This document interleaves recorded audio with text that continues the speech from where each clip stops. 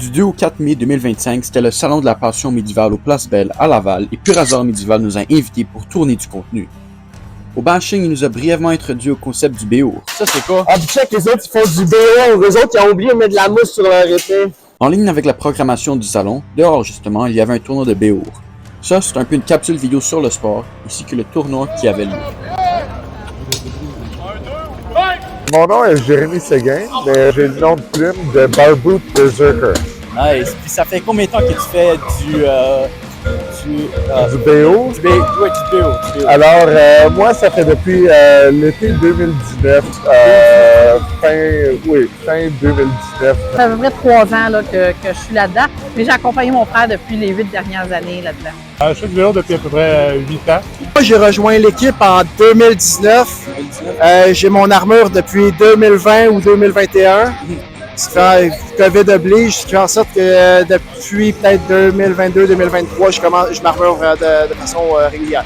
Le sport peut dater jusqu'aux années 1450 en France. Et puis, généralement, on joue encore avec les mêmes règles. Alors, le pointage varie un tout petit peu, mais l'équipement doit être historique, doit être retrouvé dans la documentation ou dans les archives. C'est des arts martiaux. C'est ça le but du sport. Ultimement, comme je dis, on ne donne pas des coups de plumeau. Là. Le but est de mettre l'autre personne à terre, le but est de donner des coups de bons coups. C'est ça le plan. Comme la boxe ou la MMA. Est-ce qu'en tant que grande sœur, ça t'inquiète un peu quand tu vois ton petit frère en train de faire ça?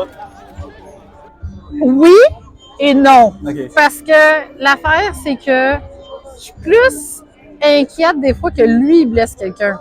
Puis même lui, parce que je sais qu'il va se sentir mal après. Puis aussi par sa grandeur puis sa grosseur, mais c'est sûr que tu sais quand il saigne, des choses comme ça, je suis toujours en train de demander « T'es sûr, t'es correct? Ah, t'as-tu mal là? » La question que je pense que tout le monde se demande, c'est est-ce que ça fait mal? Pour une question tout à fait honnête, ça dépend toujours de quel coup que tu manges et de où est-ce que tu reçois, tu sais. Je veux dire du mal de pression. Tantôt, j'ai mangé un coup dans le bas du dos. OK? Ça a fait comme OK? Ça m'a empêché de faire ce que j'étais en train de faire. Alors, surtout lorsqu'on arrive avec des gens avec des haches à deux mains. J'ai déjà fait un tournoi, mais il était à Rome, je n'étais pas avec lui. Bien, il a reçu un coup d'hache à 2 mains d'un Russe sur le doigt, puis ça l'a cassé. Puis aujourd'hui, ben là, il y a comme un doigt de sorcière là, qui est toujours proche. Là. Tout le monde va dire ça perd de vous faire quoi que ce soit, je ne veux pas vous faire mal quoi que ce soit. Je regarde des combats d'MMA, les gars ils se tapent la gueule, ça leur fait quoi? Okay? Tout le monde voit le coup qui met à terre. Oui, les coups qu'il faut avoir tu mets à terre, on en a nous autres aussi une fois de temps en temps. Les autres font mal quand même. Puis souvent, ça va être l'accumulation. Statistiquement, de mémoire, c'est à peu près le même risque de blessure qu'au football. Les blessures les plus fréquentes que j'ai entendues, c'est souvent des commotions cérébrales. En ce moment, je suis en train de soigner une épaule qui a été fracturée à cause d'un multiple coup d'âge que j'ai vécu en Virginie. Ça t'inquiète en tant que superviseur de m'aider? Du tout. Nous, c'est ça. Une blessure, c'est une blessure. Donc, dans notre sport, on a des limitations de poids. Alors, les épées doivent être dans une certaine mesure. Et puis, même chose avec les masques. Ça, c'est pour protéger les athlètes. On se place tout le temps. On a une stratégie qu'on va se placer pour pouvoir intervenir adéquatement là, s'il arrive une grosse blessure, etc. Surtout quand on tombe, c'est fatigant, c'est très demandant physiquement. Okay? C'est rare, tu sais, comme là, on est tranquille, là. Okay? On n'essaie pas de se blesser l'un l'autre. Mais des fois, il va y avoir. Demain, moi, le sentir, je peux te le dire tout de suite. Le lendemain, après une bataille, après une compétition, ça ressemble à quoi? Le lendemain, oui. Le lendemain, tu te réveilles le matin, tu te demandes pourquoi tu fais ça. Si tu es en tournoi, ça se peut que tu te battes encore. Je te dirais, là, normalement, une vraie compétition, ça va être à 2 ou 3 jours. Fait que le lendemain de la compétition, on se rebat.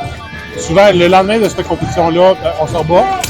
Et après ça, on se tranquille une semaine ou deux. Nous, les femmes, il y a moins de femmes que d'hommes qui font le sport. Fait que souvent, quand il y a un tournoi sur 2 jours, le lendemain, on a déjà fait tout le combat. Tu peux être raqué. T'as mal. d'un point de vue musculaire, t'es raqué de partout. Oui. C'est bien raqué. Bien raqué. On est bien raqué, dépendant du combat. J'ai déjà eu des commotions cérébrales, alors le lendemain matin, c'est très difficile, surtout en revenant des États-Unis. Des fois, des gros bleus. Quand j'ai fait mon premier tournoi, j'avais un immense bleu sur le côté de la cuisse. On va avoir des bleus, on va être raqué, ça va, les muscles qui vont tirer, tout ça. Je me suis défoncé le biceps en tombant. Moi, souvent, ce qu'on appelle, là, ben là, ça paraît pas, là, mais j'appelle un peu ici, j'ai des morsures d'armure. On appelle ça des armor bites. C'est vraiment les blessures. Des fois, ben, tu as des tendinites qui se développent parce que tu fais des mouvements similaires, tout ça. Fait que... Ça ressemble à peu près à ça. C'est probablement similaire à n'importe quel sport extrême, dans le sens où tu es fatigué plus après le lendemain. Mais moi, j'ai pour mon dire que en restant actif, tu guéris plus vite. Prends ton temps, tu écoutes ton médecin, puis tu recommences. Ce sport-là, ça t'intéresserait-tu, peut-être devenir combattant? Non, du tout. Moi, j'aime bien mieux soigner les personnes. Un gros merci à Purasor Médiéval pour l'opportunité de tourner au Salon de la Passion Médiévale. Vous pouvez lui suivre sur les réseaux sociaux listés dans la description. Merci également à Antoine, Catherine Patry-Sauvé, Dominique Patry-Sauvé et Jérémy Séguin pour leur temps. Vous pouvez suivre la page du Doc de Montréal sur Facebook. Le lien est listé dans la description. Et un méga shout-out à Denis Savaria de SDS Médical.